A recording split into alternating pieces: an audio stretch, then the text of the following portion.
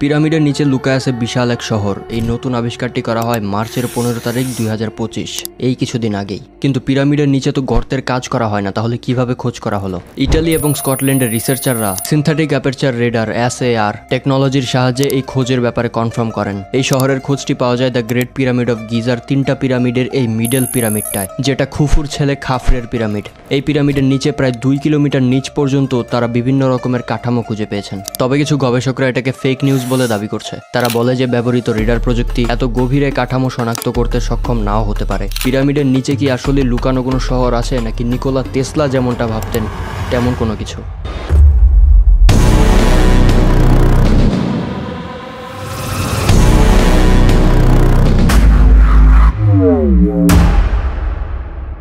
আজ পর্যন্ত আমরা পিরামিডের মধ্যে বিভিন্ন রকমের রিসার্চ করে জানতে পেরেছি যে পিরামিড বানানো হয়েছিল টোম্ব বা কবর হিসেবে, যেখানে ফ্যারোদেরকে কবর দেওয়া হয়, এবং আমরা সেখানে খাবার, কাপড়, জুয়েলারি, হাবিজাবি খুঁজে পেয়েছি। কিন্তু আপনি জানলে অবাক হবেন যে পিরামিডের মধ্যে আজ পর্যন্ত কোনো মামি খুঁজে পাওয়া যায় নাই, যদিও পিরামিডকে কবর হিসেবে বানানো হয়েছিল। এই নতুন খোঁজটি পাওয়ার পরে পিরামিড যে আসলে কবর হিসেবে বানানো হয়েছিল এই ব্যাপারটাকে প্রশ্নের মুখে ফেলে দিচ্ছে। পিরামিড বানানোর মেইন পারপাস বা কারণ অন্য কিছু হতে পারে। এখন এমন একটি জিনিস দেখাতে যাচ্ছি যেটা আপনাকে ভাবনার মুখে ফেলে দিবে।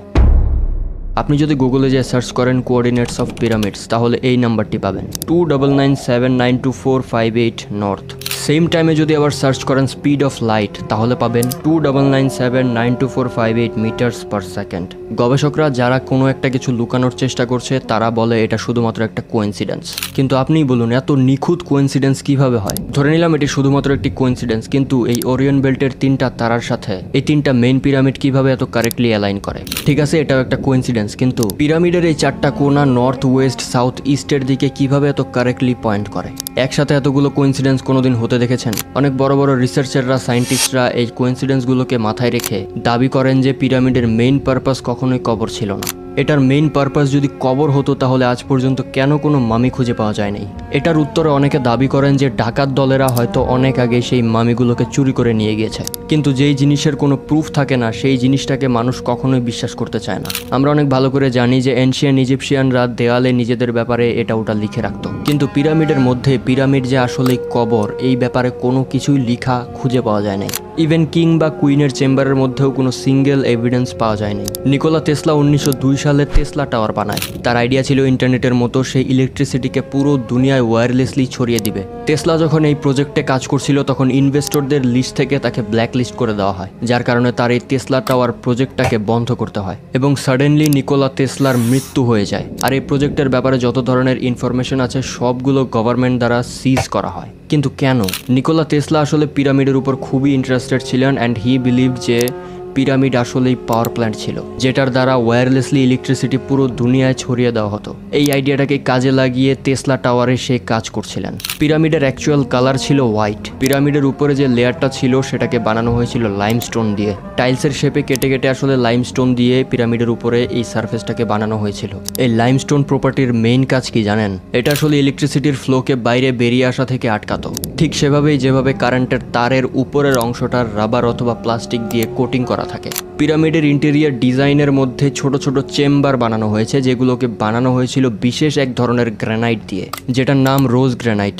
রোজ গ্রানাইটের বিশেষ ব্যাপার হলো এর মধ্যে সিলিকন ডাইঅক্সাইড মানে কোয়ার্টজ থাকে। কোয়ার্টজকে আপনি স্মল অ্যাটমিক ব্যাটারিও বলতে পারেন, কারণ যখন এই কোয়ার্টজকে কম্প্রেস অথবা মুভ করা হয় তখন এর মধ্যে এক বিশেষ ধরনের চার্জ রিলিজ হয়, যেটাকে ডাইজো ইলেকট্রিসিটি বলা হয়। এই ইলেকট্রিসিটিটা তখনই জেনারেট হয় যখন কোয়ার্টজের পজিটিভ ফেজওয়ালা কোয়ার্টজ নেগেটিভ চার্জ রাখা কোয়ার্টজের সাথে ইন্টারাক্ট করে, যার কারণে ইউজেবল কারেন্ট তৈরি হয়।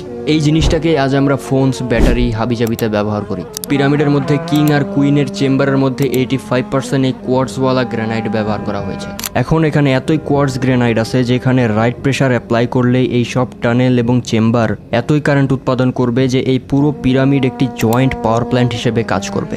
এই যে এত কমপ্লেক্স মেটেরিয়াল ব্যবহার করা হয়েছে এই পিরামিড বানাতে, এটার পারপাস কখনো কবর হতেই পারে না। পিরামিডের কোণা কিন্তু 4টা না, এর কোণা বা সাইড হচ্ছে মোট 8টা, যেটাকে আপনি শুধু দেখতে পারবেন একদম উপর থেকে, এবং এই সব কোণাগুলো একেবারে পারফেক্ট। এখন খুবই ইন্টারেস্টিং একটা জিনিস বলতে যাচ্ছি। যে বা যারা পিরামিড বানিয়েছে তারা কোনোভাবে পৃথিবীর সাইজ জানতো।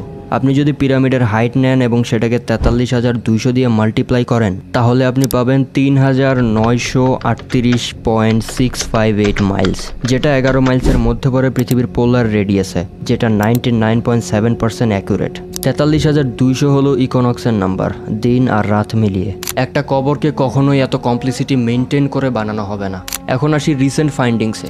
গবেষকরা সিনথেটিক অ্যাপারচার রেডার ব্যবহার করে পিরামিডের নিচে বিভিন্ন কাঠামোর অস্তিত্ব খুঁজে পেয়েছেন, যেখানে 5টি মাল্টিলেভেল স্ট্রাকচার, 8টি স্তম্ভযুক্ত সুড়ঙ্গ এবং বড় বড় 2টি চেম্বার অথবা কক্ষ খুঁজে পেয়েছেন, যেটা বিস্তৃত একটি নেটওয়ার্ক গঠন করে।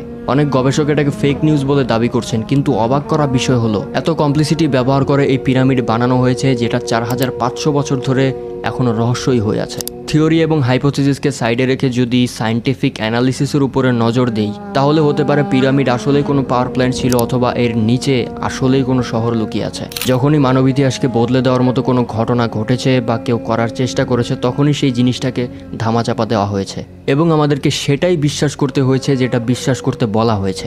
তারা পিরামিডের মধ্যে যে খাবার, কাপড়, জুয়েলারি, ফার্নিচার এগুলো রেখে দিত, হতে পারে সেগুলোর অন্য কোনো পারপাস ছিল। মেবি তারা আন্ডারগ্রাউন্ডে সার্ভাইভ করার জন্য সেগুলো সেখানে রেখে দিত।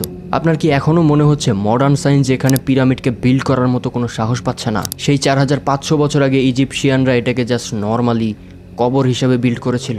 পিরামিডের নতুন খোঁজের ব্যাপারে গবেষকরা ইতিমধ্যে ডিপ রিসার্চ করা শুরু করে দিয়েছে। কিছুদিনের মধ্যে হয়তো বা আমরা সত্যটা জানতে পারবো, যদি সেটাকে ধামাচাপা না দেওয়া হয়। এর থেকেও ডিপ সায়েন্টিফিক অ্যানালিসিস মাথা নষ্ট করা মিস্টারি নিয়ে আসছি পিরামিড সিরিজের 3rd এপিসোডে। ধন্যবাদ।